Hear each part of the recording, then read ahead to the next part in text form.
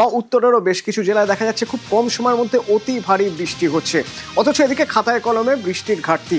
আমি যদি দক্ষিণের কথাই বলি, তাহলে দক্ষিণের রাজ্যগুলো, এই দক্ষিণবঙ্গের রাজ্যগুলোর মধ্যে বা মাফ করবেন জেলাগুলোর মধ্যে থেকে উত্তর 24 পরগনা, নদিয়া, দক্ষিণ 24 পরগনা, হাওড়া, পূর্ব মেদিনীপুর এবং কলকাতা এবং আশপাশের অঞ্চল দেখা গেল গতকাল থেকে টানা ভারী বৃষ্টি।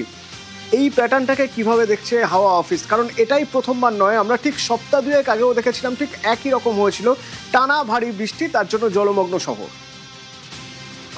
একদমই, যেখানেই এই বর্ষার মেঘ থাকছে সেখানেই বৃষ্টি হচ্ছে। আর এই চরম যে আবহাওয়া, এটা কিন্তু সার্বিকভাবে যে একটা বিশ্ব উষ্ণায়ন আমরা দেখেছি, যে শীতের সময় অল্প কয়েকদিন খুব ঠান্ডা, অর্থাৎ টেম্পারেচার অনেকটা ফল করে, কিন্তু সেভাবে লং রেঞ্জে যে একটা ঠান্ডা থাকে সেরকমটাও পরিবেশ বদলে যাচ্ছে।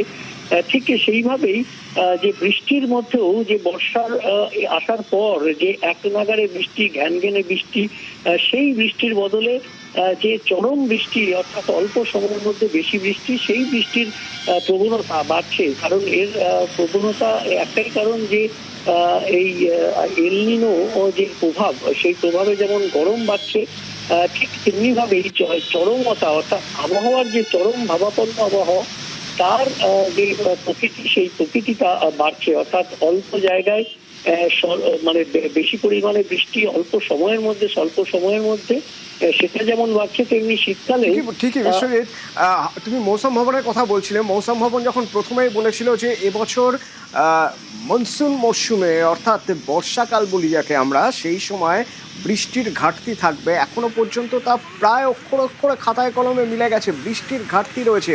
এবং সে সময় মৌসুম ভবন বলেছিল যে এটা এল নিনোর প্রভাব বলে ভাবা যেতে পারে। এবং এল নিনোর প্রভাবে কি হয়, এক তো বৃষ্টির ঘাটতি দেখা যায়, মানে পুরো মরশুমে যতটা বৃষ্টি হওয়ার কথা তার তুলনায় অনেক কম বৃষ্টি হয়। পাশাপাশি এটাও দেখা যায় খুব কম সময়ের মধ্যে কোনো জায়গায় ভারী বা অতি ভারী বৃষ্টি হয়ে যায়। যে ছবি আমরা দেখছি, গত কয়েকদিন দেখেছি আমরা, আবার গতকাল থেকেও দেখছি, খুব কম সময়ের মধ্যে বৃষ্টি হয়েছে, ভারী বৃষ্টি হয়েছে, জল জমে গিয়েছে।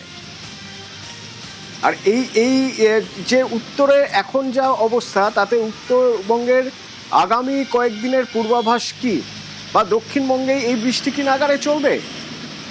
আগামী সপ্তাহে কি হবে, আবহাওয়া অফিস কি বলছে একবার শোনা যায়।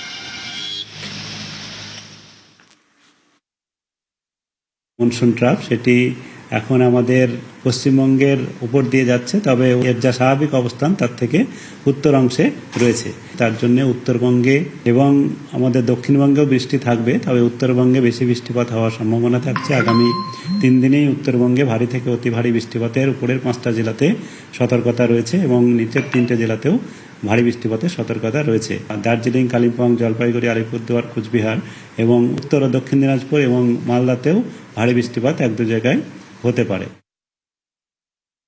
দক্ষিণবঙ্গের ক্ষেত্রেও আগামী 3-4 দিন পর্যন্ত জলীয় বাষ্প আমাদের দক্ষিণবঙ্গে কিছুটা প্রবেশ করছে। তার জন্য দক্ষিণবঙ্গেও হালকা থেকে মাঝারি বৃষ্টিপাত প্রায় সর্বত্রই হওয়ার সম্ভাবনা আগামী 2-3 দিনে থাকছে। তার সঙ্গে সঙ্গে ভারী বৃষ্টিপাতের সম্ভাবনা রয়েছে। আর আগামী 24 ঘন্টায় 1-2 জায়গায় অতি ভারী বৃষ্টিপাতও হয়ে যেতে পারে বাঁকুড়া, পূর্ব বর্ধমান এবং নদিয়া জেলাতে।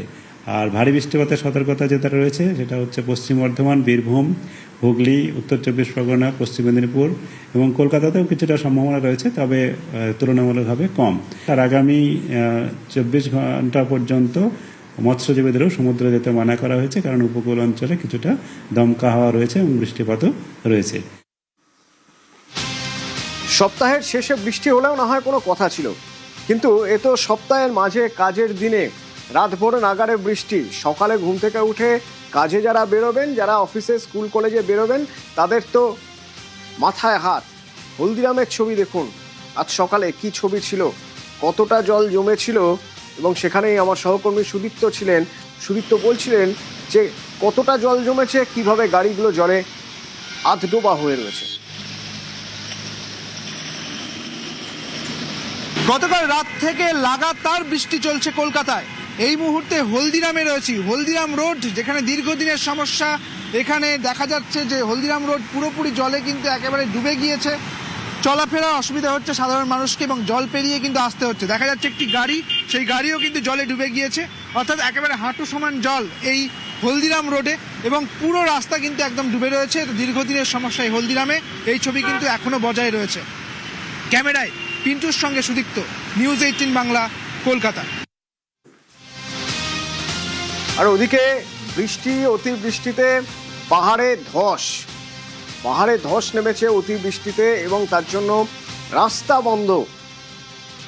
এর একবার পাহাড়ে ধস, দেখুন সেই ছবি। সিকিমের সিংতাম 20 মাইল।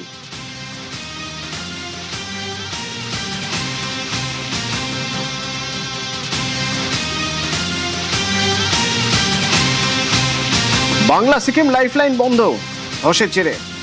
সেক্ষেত্রে শিলিগুড়ি থেকে সিকিম যেতে গেলে বিকল্প রুটে ঘুরপথে যেতে হচ্ছে। অবিরাম বৃষ্টিতে 10 নম্বর জাতীয় সড়ক বন্ধ হয়ে গেছে সিকিমের রংপো আর সিংতামের মাঝে ধস নেমে। অনেকটা ঘুরে এবার যেতে হচ্ছে, বিকল্প এই ঘুরপথই এখন ভরসা।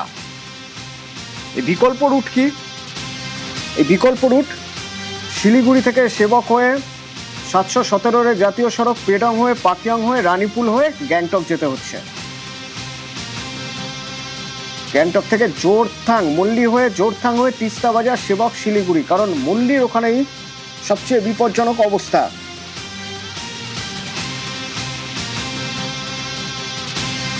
তিনটি বিকল্প রুট রয়েছে শিলিগুড়ি থেকে গ্যাংটক যাওয়ার। এই তিনটি বিকল্প রুটই ধরতে হচ্ছে, তার কারণ 10 নম্বর জাতীয় সড়ক ধস নেমে বন্ধ।